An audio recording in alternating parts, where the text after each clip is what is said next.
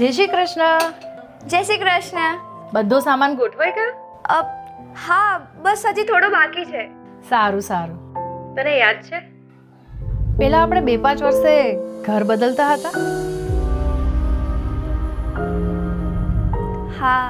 અને બેટા તને એ પણ યાદ હશે કે આપણે કેવા મેલા કપડાં લઈને પાણીની ટાંકીએ જતા હતા અને ત્યાંથી પાણી ભરીને લાવતા હતા.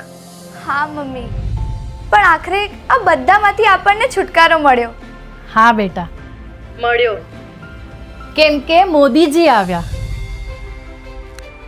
પોતાના ઘર થયા, પાણીના કનેક્શન આવ્યા, ચૂલા ગયા અને ગેસ કનેક્શન આવ્યા.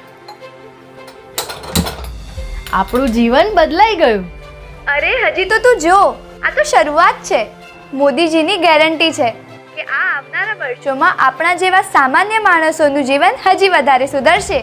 4 કરોડ લોકોને મળ્યું ઘર અને 14 કરોડ ઘરોને મળ્યા નળ. મોદીની ગેરંટી. કમરનું બટન દબાવો, ભાજપને વિજયી બનાવો.